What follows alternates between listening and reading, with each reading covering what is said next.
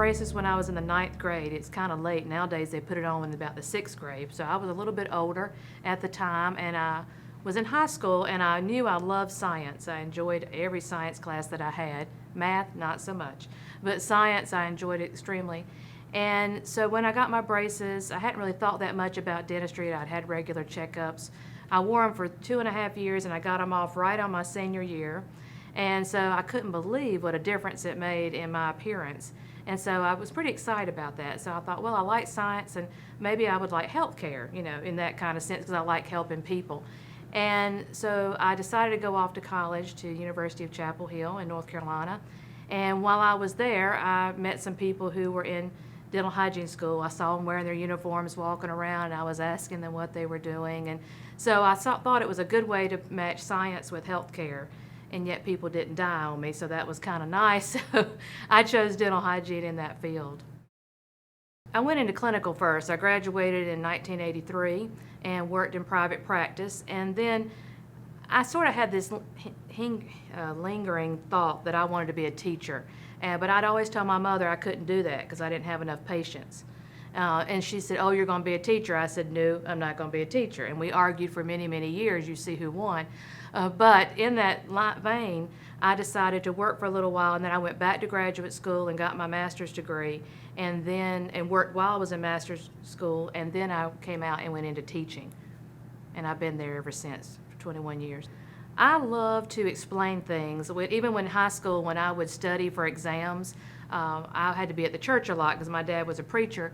So I was waiting on him to come out of meetings, and so I would sort of shut myself up in the Sunday school classroom and I would study.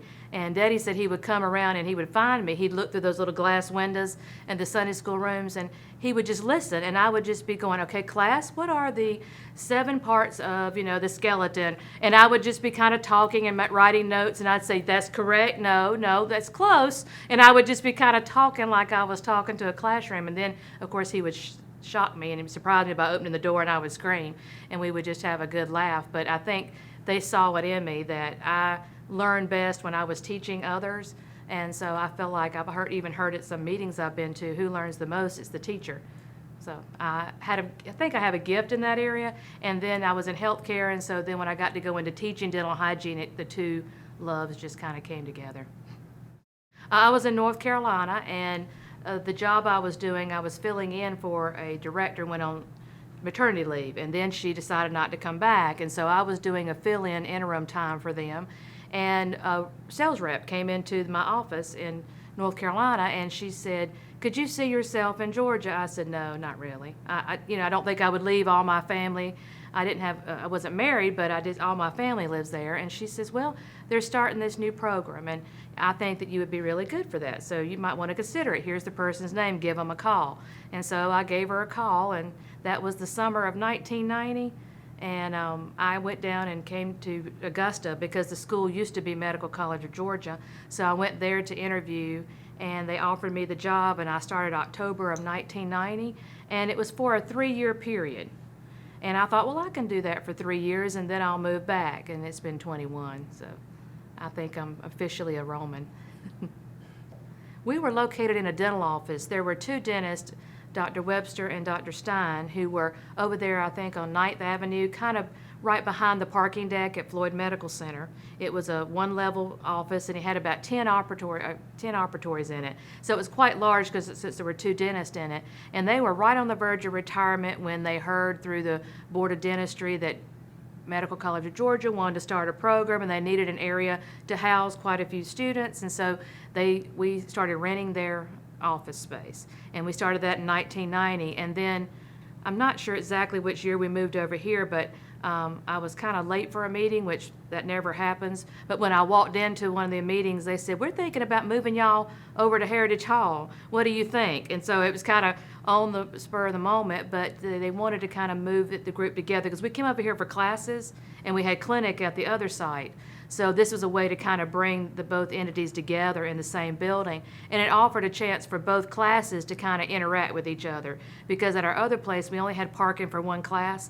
So one would have to come and the others all backed out and the others pulled in. So we couldn't have both groups there for fellowship or any kind of interaction. So it was nice to move over here. And they took 3 classrooms and made our clinic out of it. And then we have 2 sort of lecture classrooms, a lounge, and so we have a nice space. So we're very appreciative of it.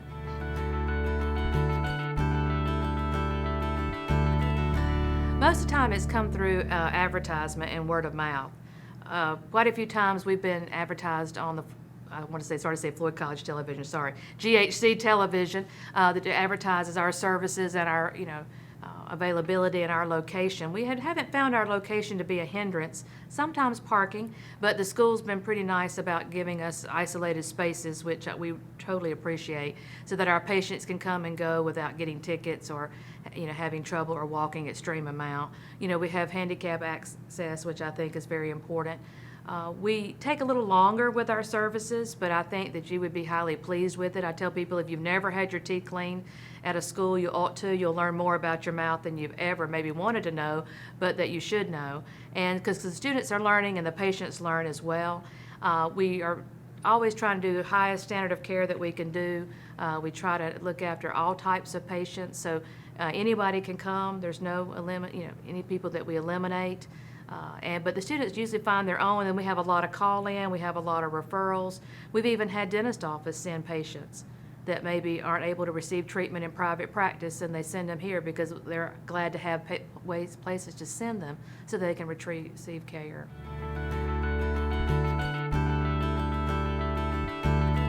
They should call our main number.